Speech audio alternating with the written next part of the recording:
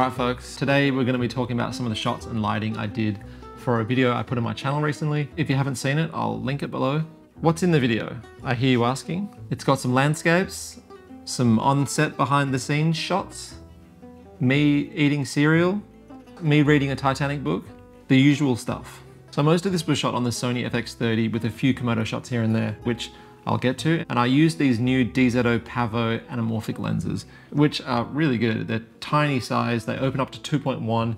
Most of these shots I did were between 2.8 and 4 because they sharpen up a bit nicer at that point. I didn't add any filters or post filters. There's one or two shots where I added a bit of halation, but that's about it. So first let's look at some of these exterior shots. What do I like about these exterior shots, or what am I looking for when I'm shooting them? So a shot like this, the biggest thing is the layering. You've got these trees in the foreground here, then you've got the freeway and this building in the midground, and then deep in the background you've got these other buildings. And then we've got a little bit of sun hitting the building, which is quite nice, the orange contrasting with the blue color of everything. And then all these dots of these moving cars make it look nice as well. This one I just liked all these orange lights and the car lights. It's a really busy frame, there's a lot going on, but I think it still works because you don't have too many different things. You've just got all these lights in the bottom half from the cars and the street lights, and then you've got sky in the top.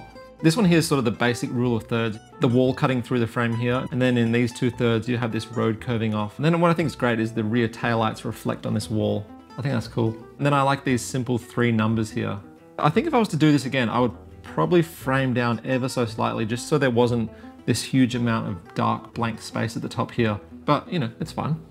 This one here of the clock, I wanted to show a moment as the sun's changing from dawn into daytime with using light. So this was shot in the middle of the day, and I wanted to add a combination of this blue ambience and this warm sunlight. So what I did was have the camera in front of this stained glass window on the door, and then I shined a 600D with an orange gel through the door, which is creating this sort of dappled light. And then I had this blue material, which is called bluff bounce. So in the glass of the clock, it would reflect some of the blue. So it would look somewhat like early morning sky. And then down the back here, to continue on with that blue, I added a full blue gel over this glass door, so it has the same effect. And then this light here is the 300D in a spotlight with an orange gel. So the light's sort of coming in from both of these same angles. And this I used the 32mm lens. This is with a 1200D coming through the window, and it had a half CTO gel or half straw. I don't know, one of those. And with this light, you've got to put the gel at a bit of a distance because it'll burn a hole through it. And that's it. It's sort of just through a slash in the shears. So half of it is hitting the shears and glowing the room, and then the other half is hitting me and hitting the couch.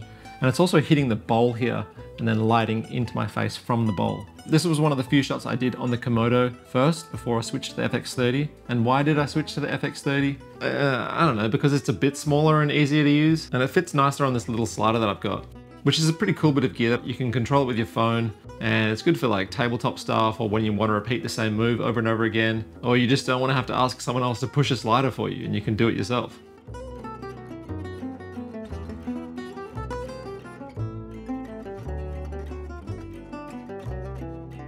This one here, I was actually changing the mount over so I could use them on the Sony camera, but I didn't really do it in this moody lighting setup. I actually did it in a way where I could see what I was doing. So this is lit with a 300D in a spotlight overhead. I liked it when the light changed color when it bounced off my hand and then it changed to the green. The highlights are clipping, but that doesn't always matter. Tarantino's movies look great and they're clipping sometimes. And the same thing with the slider on this one as well, pushing through these little specular objects in the foreground.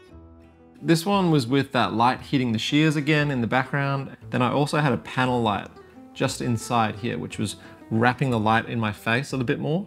And I also had that 300D in the spotlight, which is lighting the book, because the book was dark, you couldn't see it. And what's good about those Leica lenses is that you can cut the edges down and you can just light that one little spot. It's not hitting my face, it's just lighting the book. There's nothing really special about these shots except this one was really overexposed. I exposed to the inside of the tunnel, and I didn't know the best bit of the shot would be when it sort of comes out of the tunnel. And I couldn't be bothered going back to do it again. So I just brought it down as much as I could to make it usable, but it's okay. Then it goes to this on-set shot, and These are from a collection of cinematography tutorials that I'm slowly making about how I shoot and light a variety of different scenarios and locations. And in these videos I'm making, I'm going to be going over things like my pre-production process, the on-set lighting of different scenarios, color grading process. So if you'd like to have any input on what kinds of stuff I do more of, there's a little questionnaire in the description below where you can give input on what kind of lighting scenarios or videos you want to see more of. So yeah, it's going to be cool. Then here we're back on the FX30 and the 75mm. I just did this handheld and then I stabilized the shot in post to make it look like a tripod shot. In this one I just drove past some spots that had some interesting lights in the background. All the bokeh looks pretty wild in these ones. Again, you've got layers on this one. You've got this out of focus chair, then you've got the driver, then you've got the mirror, then all the lights and the buildings in the background. And that's another takeaway from these. Like, almost all of these shots have depth and layering in them. This one here with the clock, you've got the hallway and then the light on the wall and then the blue. This one here pushing down the front door, you've got the lines leading down the door and then you can see outside the door. Even this one, you've got the table here with the reflections on it, the steaming cup, then the subject, and then the sort of slightly reflective objects in the background. This light here wasn't actually the sun coming in this way. I just put this mirror out here and just bounce the light in. And then I tried to use some smoke, but it just looked like smoke. So I just sort of clapped my hands and banged my feet and dusting my clothes off. And I felt that gave a better, more realistic atmosphere. Even this next one here with the plant in the corner of the room, there's a little bit of depth. You've got the edge of the bed in the corner of the frame and then the windowsill where the light's coming from, even though it's just a shot of a plant in the corner of a room. And then addition with the light moving around to look like a car pulling in, which I did with a 600D on a slider. I put an orange gel on it. The light was way too bright. I had it on 0.1%. So I could have done this with a tiny little light.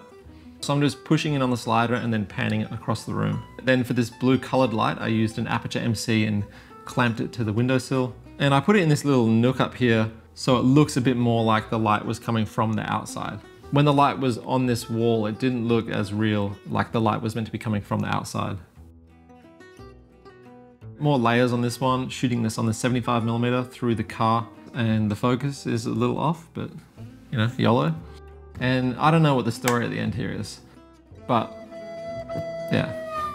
I switched the light off and then it's this moonlight effect I did by having a 600D again on the lowest setting, and that's hitting the wall. And then I had a spotlight going into this roll of ND gel, which you would think it just goes through it, but it also bounces the light and creates this pattern on the wall. So I sort of just messed around with that until it was at a nice spot where I wanted. And then also in post, I cut the edges down to make it look a bit more like a slash as well.